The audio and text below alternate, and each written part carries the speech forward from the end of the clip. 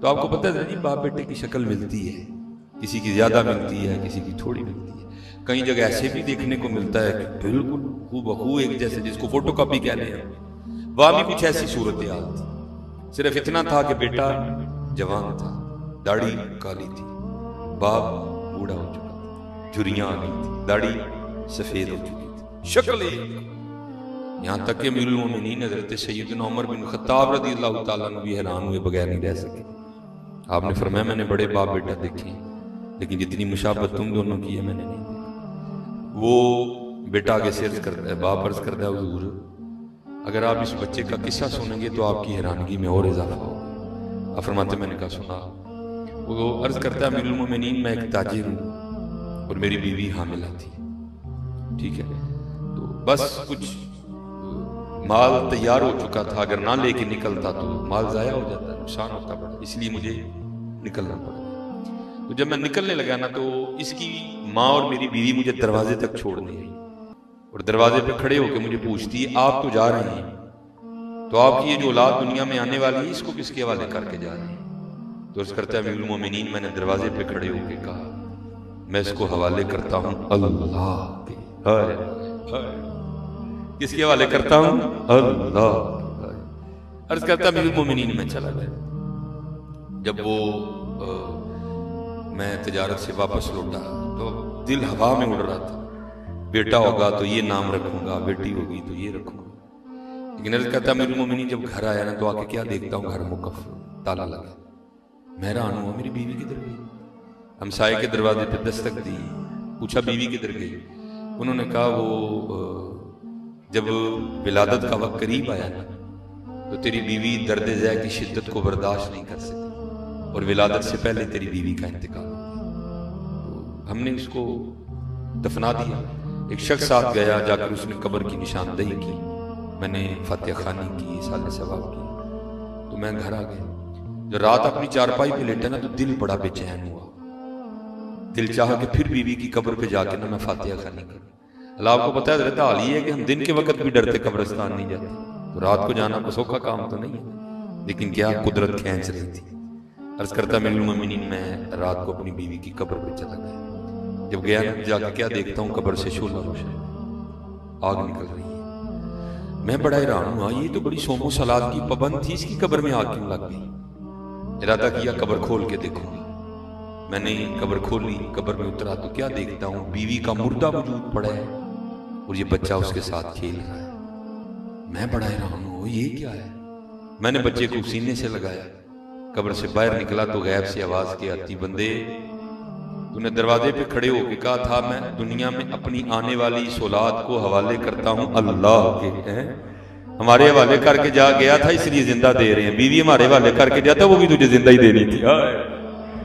اللہ کر کے تو دیکھو اللہ، آج ہمارے لیے سب سے مشکل کام یہی ہو گیا کہ کر کے تو دیکھو، ہماری بے وفائی پر بھی وہ اتنا پیار کرتے ہیں، اگر ہم با وفا ہوتے تو کیا ہوتے ہیں۔ اب میں ایک آصف صاحب نے کہا اس کے بعد میں اب آپ کو یہ بھی بتاؤں وفا کرنے والوں نے کیا، میں نے کہا نا ہمارے لیے تو یہ 4 بال بڑے مشکل ہیں۔ کبھی آپ نے اس طرح آج تک سنا آپ کو کوئی بندہ ملا ہو جس نے یہ کہا ہو جناب یہ داڑھی کے بالوں کی وجہ سے میری گردن میں درد نکل آئی ہے؟ وہ بیل ہر بندے کی جیب میں 1.5 کلو کا ہے، لیکن یہ 4 بال ہم سے نہیں رکھے جاتے۔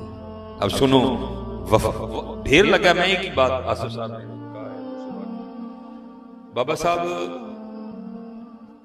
آپ فرماتے ہیں کیونکہ آپ فرماتے ہیں میں مرید ہونے کے لیے یہ ماشاءاللہ عرس بھی جاری ہے، سلطان الہند حضرت خواجہ معین الدین چشتی اجمیری رحمۃ اللہ تعالی، آپ فرماتے بیعت ہونے کے لیے میں پہلے خواجہ صاحب کی بارگاہ میں گیا تھا، کہتے جب خواجہ صاحب کی بارگاہ میں گیا نا تو کہتے جب اللہ والوں کی مجلس میں جاؤ تو دلوں کو کنٹرول میں رکھو، یہ دلوں کے جاسوس ہوتے ہیں، یہ دلوں کے خیالات کو پکڑ لیا کرتے ہیں۔ کہتے جب حضرت کی بارگاہ میں گیا نا، یہ دیکھیں کرسی ہے، یہ پیچھے ٹیک ہے، لیکن حضرت کسی کرسی پہ نہیں بیٹھے تھے، آپ ایک درخت کے ساتھ ٹیک لگا کے بیٹھے تھے جو خشک ہو چکا تھا اور کٹ بھی گیا تھا، تنا ہی رہ گیا ہوا تھا، خشک ہو گیا ہوا تھا۔ کہتے جب میں حضرت کی بارگاہ میں گیا نا تو دل میں خیال آیا اللہ ہے بھائی چنگا ولی درخت نہ ٹیک لائے تو درخت خشک رہے، یہ کیسا ولی ہے؟ کہتے جب میں حضرت کی بارگاہ میں بیٹھا نا تو آپ نے درخت پہ نظر ڈالا، وہ سرسبز و شاداب ہو گیا، ٹہنیاں نکل آئیں، پھل پڑ گیا۔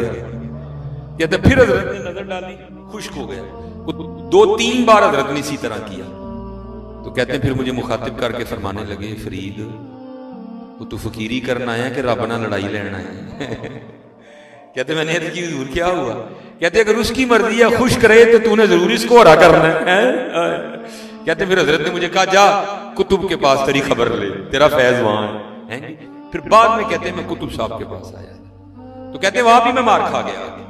کہتے وہاں کیا ہوا؟ کیونکہ میں نے کتب صاحب کو نہیں دیکھا تھا۔ کہتے میں جب دہلی پہنچا نا تب دہلی اتنی آباد نہیں تھی ابھی۔ کہتے میں نے وہاں جا کے نا پوچھا، میں نے کہا بھائی یہاں قطب الدین ہے کوئی؟ تو میں نے ان سے ملنا ہے۔ تو بچے کھیل رہے تھے اور قطب صاحب کھڑے ان کا کھیل دیکھ رہے تھے، اور قطب صاحب کے بالکل جوان، کیونکہ قطب صاحب کا 39 سال کی عمر میں مثال ہو گیا تھا۔ تو بچے جوان تھے، بچے کھیل رہے تھے، قطب صاحب دیکھ رہے۔ لوگوں نے کہا جناب وہ قطب صاحب کھڑے ہیں۔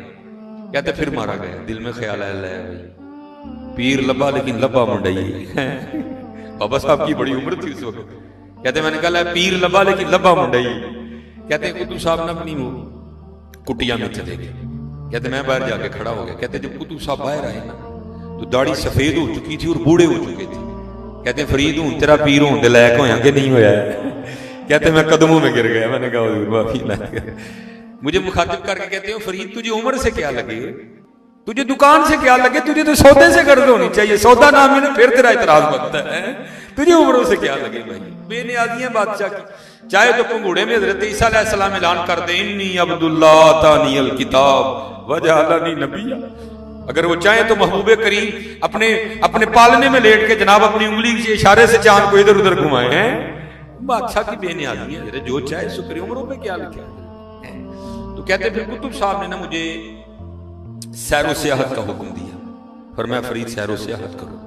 کہتے میں سیر کرتا کرتا نا ایک علاقے میں پہنچا تو میں نے وہاں جا کے پوچھا یہاں کو مرد ہے؟ تو انہوں نے کہا بھئی ایتھے تو کوئی نہیں ہے، وہ سامنے جو پہاڑ ہے اس کے اوپر ایک غار ہے، وہاں رہتا ہے ایک مرد۔ کہتے میں نے بڑا جوخم اٹھایا، میں پہاڑ کی چوٹی پہ گیا۔ کہتے جب غار کے منہ پہ پہنچا نا تو وہاں جا کے کیا دیکھتا ہوں، ایک ٹانگ کٹی پڑی ہے غار کے منہ پہ، گوشت پوست نہیں کوئی، ٹانگ ہی کٹی ہے بس۔ کہتے ہیں میں خیر غار میں گیا، چلو یہ میں بات سناتا نہیں ہوں اکثر لیکن چلو سنا دیتا ہوں۔ کہتے حضرت اٹھے اور انہوں نے نا مجھے اپنے سینے سے لگایا اور فرماتے فیض کا یہ عالم تھا، میرے کپڑے جل گئے۔ حضرت نے جلدی سے اپنی چادر میرے اوپر اڑائی اور مخاطب کر کے کہتے فرید یہ اس طرح دے 7 وہ عشق دے پامبڑ میرے سینے چ بلدے نے بھی تینوں تے ایک ہی دیتا ہے، یہ 7 وہ عشق دے پامبڑ میرے سینے چ بلن دے تینوں تے ایک ہی دیتا ہے، تیرے کو بھی نہیں برداشت ہوئے۔ بہرحال کہتے ہیں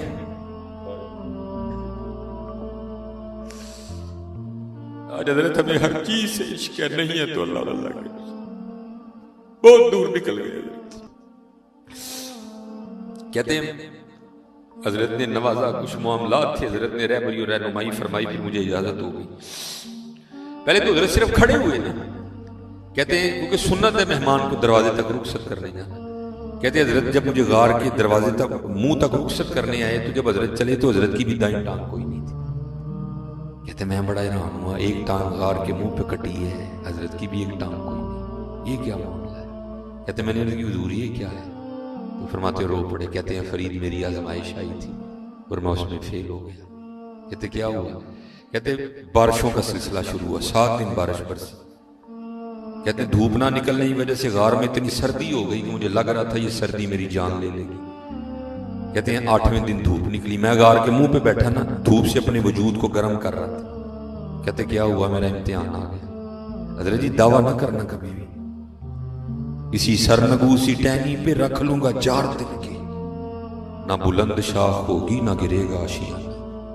دعویٰ نہ کر بیٹھی ہو کسی، جدن دعویٰ اس دن ہی امتحان ہے، بس غلام ہی رہی ہو۔ غلامہ دے کی امتحان ہونے امتحان تے جرنیلاں دے بڑے ہیں، غلام ہی رہی ہو۔ کہتے دعویٰ کر دیا تھا عشق کا، امتحان آ گیا۔ کہتے ہوا کیا، میں غار کے منہ پہ بیٹھا تھا تو پاس ایک دوشیزہ گزری، حسین و جمیل، کہتے بس نظر پڑی जी चाह के पीछे जाऊं, इसको फिर देखूं। शेवत कैसा गलबा आया, माती मारी गई। उस पहाड़ की चोटी पे तो बंदे का ना बड़ा औखा काम है, बीबी कहां से आ गई, होश कर थोड़ी सी। कहते मत मारी गई। फरमाते उठा और उसकी जानिब जाने के लिए गार से सबसे पहले दाया कदम बाहर निकाला तो गैब से आवाज के आई, वाह भाई वाह, इश्क दे दावे साडे नाल च जांदे गैरां पिछे। कहते यही वो कदम है जो सबसे पहले गैर की जानिब बढ़ा था, मैंने अपने हाथों से काट दिया। हमने क्या किया, हमने क्या किया, इसलिए कर लो हजरत।